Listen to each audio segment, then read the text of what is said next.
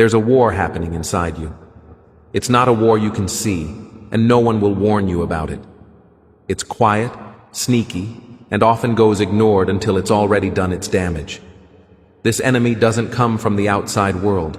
It's not your critics, your hurdles, or even your mistakes. The evil is within. It's your ego. Until you recognize your ego as the biggest barrier to mastering your mind, it will keep sabotaging your growth, your happiness, and your ability to live a life free of unnecessary pain. The Stoics knew this. They saw the ego for what it truly is, a fake sense of self-importance that blocks us to the truth. It's a mask we wear to cover our doubts and fears, leading us down a path of vanity, entitlement, and self-delusion. But here's the good news. You can destroy your ego. You can strip away its lies and take control of your thoughts. The moment you notice the damage an unchecked ego does to you and those around you, you'll begin your journey toward knowledge, emotional control, and real power over yourself. This isn't just a philosophy lesson, it's a plan for reclaiming control of your feelings, your thoughts, and your sense of self. This is how you destroy your ego and take charge of your mind. Chapter 1. The Illusion of the Ego. The ego is a master illusionist. It tells us that we're more important than we really are. It says that we deserve more, that we're always right, and that our mistakes are someone else's fault. It feeds on our insecurities, feeding us stories that excuse our worst tendencies. The ego tells us we're above learning, that recognizing mistakes is weakness, and that we must always be right. This is why it's so dangerous. It's self-preserving, always justifying its survival at the cost of our self-awareness. The Stoics warned against this illusion. Marcus Aurelius, the great scholar, wrote, "Just do the right thing. The rest doesn't matter." He meant that our ego wants us to obsess over outward approval, how we're viewed, and our comforts. But these things don't matter. What counts is doing what's right in every moment. If we let the ego control our actions, we chase illusions instead of embracing truth. We judge ourselves by others' views instead of our character. We become slaves of self-delusion, constantly seeking praise rather than truth. The repercussions of an unchecked ego are disastrous. It isolates us from true connections, distorts our self-perception, and locks us in a fight against reality. To destroy the ego, we must first understand it for what it is, a collection of lies we tell ourselves.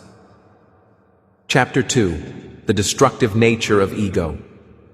The ego isn't just a harmless voice in your head, it's harmful. It affects your relationships, your goals, and your sense of self. It makes you take criticism personally, dislike others' success, and feel entitled to success without effort. The ego lives on comparison, making you feel powerful or deeply insecure. It develops a fragile self-worth tied to outward successes, which crumbles at the smallest failure. History is full of cases of great leaders who fell because of their egos. The ego doesn't discriminate. It weakens anyone who lets it take hold. It's a quiet killer, blinding us to our weaknesses and telling us we've nothing left to learn. To fight the ego, we must practice total self-awareness. We must ask ourselves, am I acting out of pride or wisdom? Am I resisting change because it tests my identity? This takes humility, the ability to admit when we're wrong and to value truth over comfort. Chapter 3. Detachment. The power of letting go. One of the best tools against the ego is detachment. When you detach from your feelings, views, and self-image, you take back control. The Stoics did this daily. They told themselves that their thoughts and feelings weren't them. They were just passing waves. Epictetus said, "It's not things that upset us, but our judgment about things." This means pain is often self-inflicted. We're disturbed not by outward events, but by how we understand them. Detachment isn't about ignoring emotions.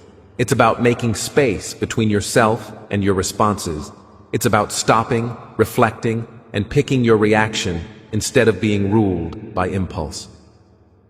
Chapter 4. Humility. the antidote to ego. Humility isn't thinking less of yourself. It's thinking about yourself less. It's understanding that you're one small piece in a huge world and that there's always more to learn. The moment you think you've arrived, you stop growing. Humility opens the door to continuous learning, making room for growth and greater knowledge. The Stoics practiced humility by telling themselves of their death. Seneca wrote, "You act like mortals in all that you fear, and like immortals in all that you desire." The fleeting nature of life should humble us, stripping away the need for authority or approval. Chapter 5. Mastering the mind. Destroying the ego isn't about making yourself weak. It's about making yourself strong. Strong enough to direct your thoughts, feelings, and reactions. The ego lives on instinct. It wants you to act out when scolded, indulge when tempted, and boast when praised. But when you master your mind, you become invincible. Marcus Aurelius wrote, "You have power over your mind, not outside events. Realize this, and you will find strength." True strength comes from answering with knowledge, not reacting with feeling. Chapter 6. The illusion of control.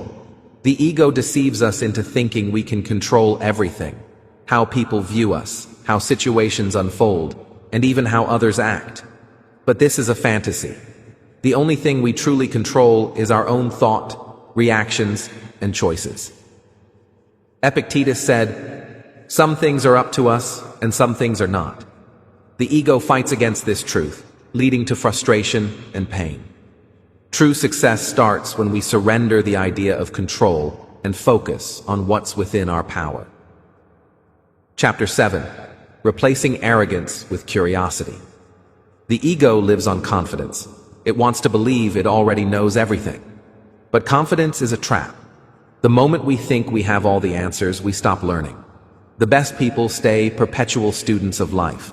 They replace arrogance with interest, accepting the unknown with a desire to learn.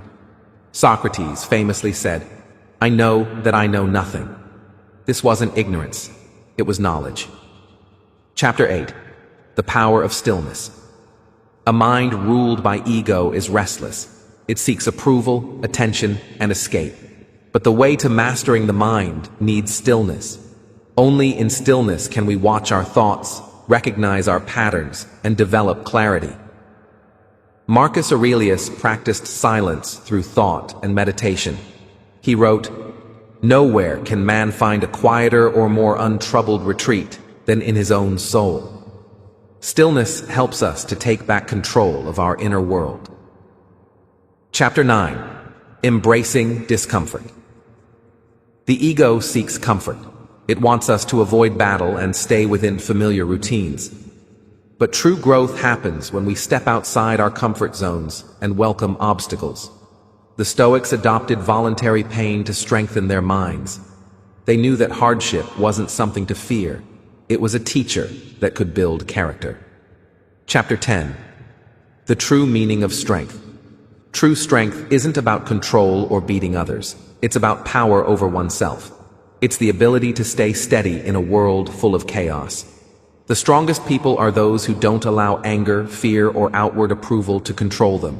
They keep their ethics in the face of pressure. This is the kind of strength that can't be taken away. Conclusion: the lifelong practice. Destroying your ego isn't a one-time event. It's a lifelong practice. Every day we must choose humility over arrogance, knowledge over impulse, and discipline over ease. The biggest power you'll ever achieve is control over yourself. And that power is available to you right now. The question is, will you take it?